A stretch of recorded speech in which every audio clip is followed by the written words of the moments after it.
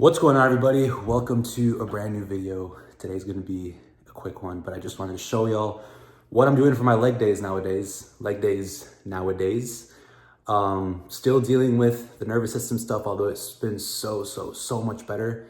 And I wanna go into detail kind of later in the video about what I've been doing to nurture and nurse that. I'm treating it like an injury, right? So luckily I've been able to tolerate more intense workouts lately, which is really great. But I still have to be careful. My body's always telling me something. It's always telling me what it wants, what it doesn't want. And if I ignore it, I pay the price later. But I've been doing a really good job of staying dialed in, doing the best that I can with my workouts, really just treating it like an injury. But I'm already just like doing so much better, right? So anyways, gotta head to the gym since I have a client to train here pretty soon.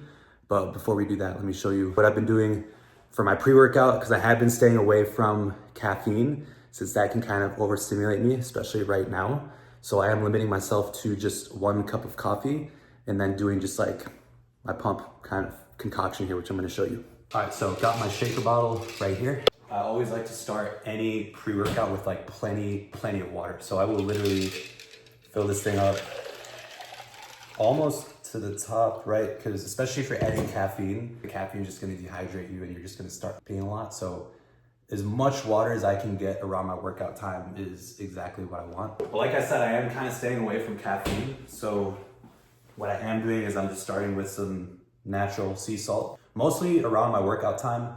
But obviously this is gonna help with just blood volume, overall pump. The workouts are gonna feel a lot better. No, it's not dangerous, but it does make a big difference. So I will kind of like eyeball it right here. About 1/4 of a teaspoon to 1/8 of a teaspoon. So roughly 400 to 600 milligrams of sea salt. So the next ingredient here is the Ghost Pump. I've been using this one for just over 3 years. The primary ingredients in here are citrulline, arginine, and taurine, which are all vasodilators, meaning that they are going to relax the blood vessels and allow for better blood flow. I do about under a scoop. You can go up to 2 scoops. I used to do 2 scoops for a long time. But again, like I mentioned, I'm really just taking it slowly titrating up over time.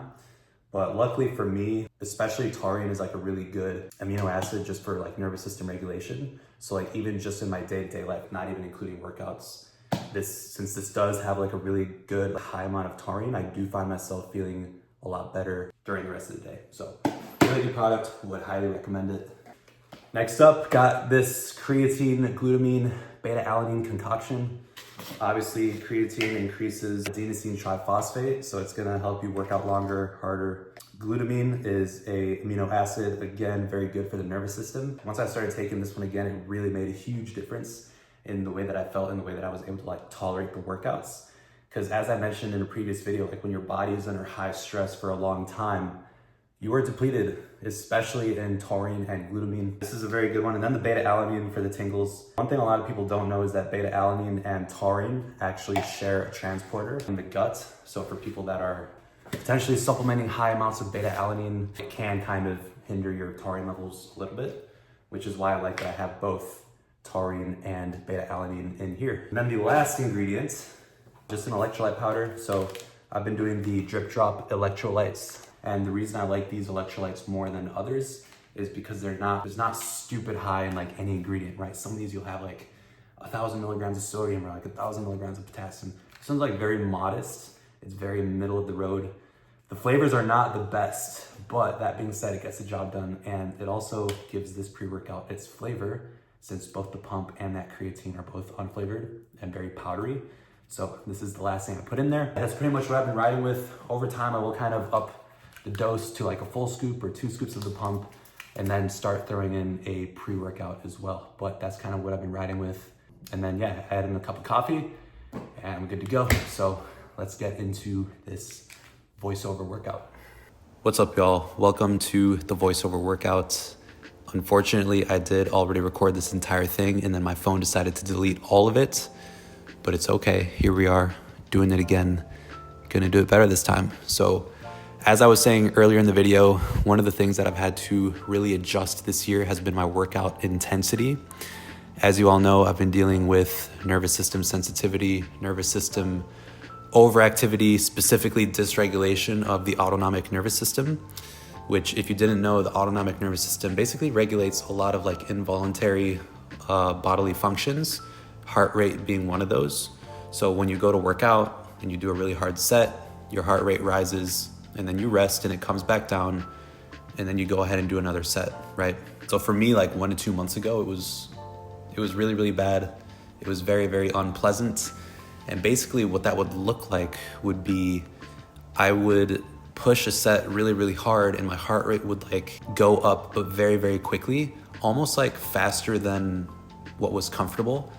And it felt like my heart rate was getting ahead of me, and I would get like a shortness of breath accompanied with it.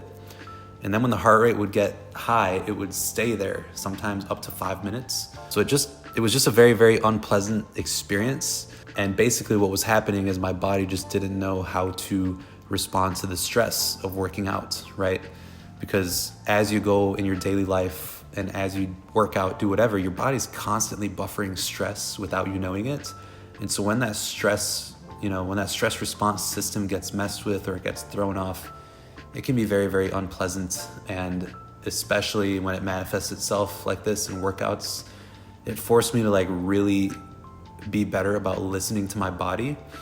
And ever since I started listening to my body and respecting my body and its boundaries for that specific day, that's when it really started to get better, right? And at first I was feeling kind of discouraged because I wasn't really seeing progress as quickly as I wanted to, because it seemed like some days would be really good, other days would be not as good.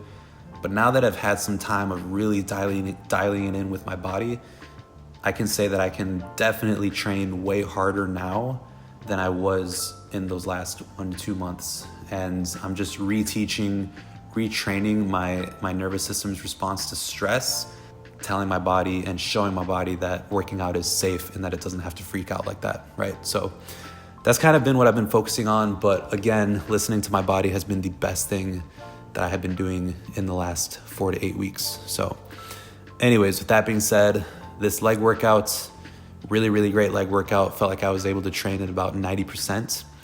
When it comes to leg days, I really enjoy starting my leg workouts with hip adduction and hip abduction, just to kind of get the hips warmed up, get the blood flow going before jumping into any of my compound movements. I did do 5 sets on these and worked up to the full stack on both. Felt really, really good, very strong. These are not gonna tax the system as much as like a compound movement. But after that, I moved on to a seated leg curl. As you'll see, this is a plate-loaded seated leg curl as opposed to a pin-loaded seated leg curl.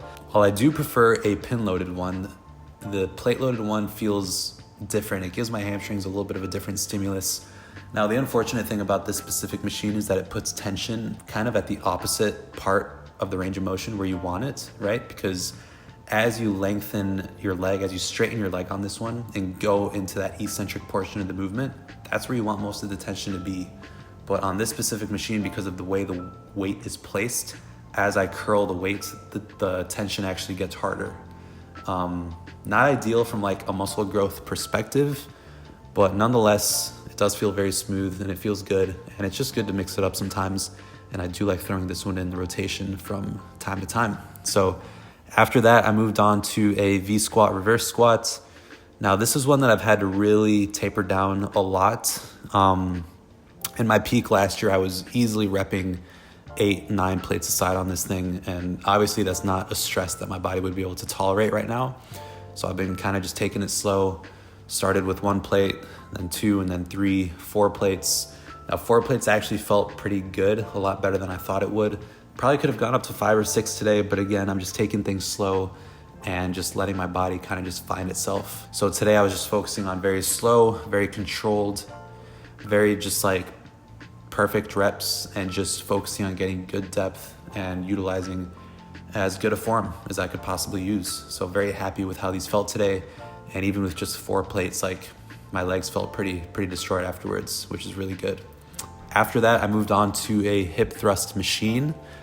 Now, I've never really been one to prioritize glute isolation exercises. I feel like for me specifically, my glutes have always been a strong suit, and I've always gotten like secondary glute work from, Bulgarian split squats, walking lunges, that sort of thing. But because I haven't really trained glute isolation, I have realized that my hip thrust is actually a lot weaker than it should be. And especially now that I want to get more into potentially, heavy deadlifting again in the near future, the hip thrust and having strong glutes is of course going to be a very important part of that. So this machine in particular does not put a lot of stress on the system, and I felt like I could just train at 100% on this one without really having to worry, which is really, really great. And unfortunately, I was on a little bit of a time crunch, so I didn't get to record my last exercise, which was just a leg extension. I did one burnout set. It was like I think it was like a triple drop set, something like that, just to kind of burn out the legs and finish off the workout. So overall, looking forward to continuing the workouts. Again, like I said, for me, I know that the path back to 100% is going to come from being respectful of my body, listening to its limits every single day. And I'm already seeing the benefits of doing that. So I'm going to keep doing that. And, before I know it, I'll be doing those crazy manic workouts that I was doing last year and just get these legs to be massive again. So with that being said, hope you enjoyed the workout, and let's keep the video going. What's up, y'all? So I just wanted to finish this video by talking about something that has made a tremendous impact on my life. And it's really interesting because all this like nervous system stuff that I've been dealing with, I always believed, and I still do believe, that what caused this whole thing to begin with was some supplement changes that I made and adverse reactions that I had to supplements earlier this year, as I've outlined in previous videos. And during this whole time, I always had people tell me like, it's normal to feel stressed and anxious and to have periods of time in life where you feel stressed and anxious. And I used to be so in denial of that because I knew that I always felt like I was immune to stress. And I always thought, no, like, I'm not that person that's anxious. I'm not that person that's stressed. That's never gonna be me. Like, how could you ever be stressed? And constant denial. And I think the biggest and the best shift that I've made in the last few weeks is accepting the fact that like, that is what I'm dealing with. Like, it's okay to admit to yourself that you are dealing with stress and anxiety. And there's nothing wrong about that. There's nothing to feel self-conscious about. You should feel comfortable opening up about that to other people, because it's not until you accept that fact that you can actually get better and find ways to get through it, right? And, ever since I kind of realized that, I just took some time to reflect and just noticed that, for the longest time, and I've always known this, for the longest time I've always been an extreme overthinker, right? I fall in love with a new hobby, and over the years I get really, really good at it, and I research everything there is to know about it. But eventually I get to a point where I kind of just keep overthinking, and it kind of sucks the fun out of it. And obviously this takes a really, really long time, but the thing that happens is when you overthinking leads to anxiety, and when you're anxious, it leads to overthinking. And so it kind of turns into like this whole cycle. And I haven't just seen this in this year with my nervous system issues. I've seen this in the past with other things as well. And for me, it kind of manifested itself in like anytime I would feel any little symptom or any little weird sensation or this or that, like I would go online and I'd research it and I'd read about it and self-diagnose this and, go deep down the rabbit hole, when in reality my body just needed to just like be present and just to like let it be. And what I've been doing these last, I guess, 2 to 3 weeks consistently every day is meditation. Just like deep breathing, deep breaths in, deep breaths out, doing anywhere from like an hour to an hour and a half a day. And there's no supplement, there is no single thing that I have done this year that has had as big of an impact physically and mentally as meditation. And again, I used to always be one of those people that was like, yeah, sure, meditation, I know it's good, I know I should be doing it. But it's not until now that I actually realize the importance, because my system was caught in sympathetic overdrive and just go. And my body was just depleting its vitamins and minerals, and it was depleting everything, and it was causing a systemic toll on my body, right? And since I've started meditating and just learning how to get myself into more of a parasympathetic state, it's given my body the space it needs to kind of just like, just chill and just be present and just be, right? And I think that's meditation kind of at its core, right? And it's crazy because the first few times that I did it, I would finish a 30-minute session and I would get up and I would feel like I was on sedating drugs of some sort. Like I would almost get anxious and worried because I would be too relaxed, and that state of being in a parasympathetic state was so foreign to me because I hadn't been in it in such a long time. And I know that finally my body's adapting because I'll do those same exact meditation sessions, but I'll wake up feeling energized as opposed to just like lethargic and slow and sedated, right? So yeah, I just wanted to kind of share that. You know, a lot of us are in denial of so many things, and me included have just been resistant to accepting certain truths.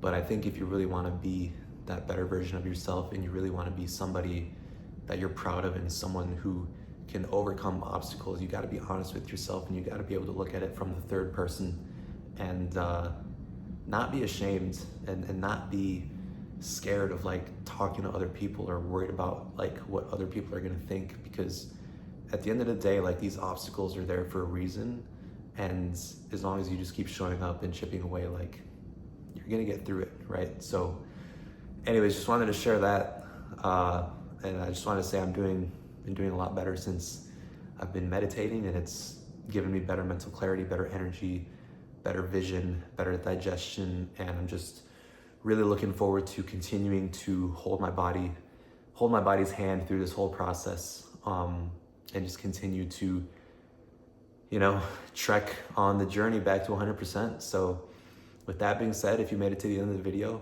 I really, really appreciate you, and I will see you in the next one.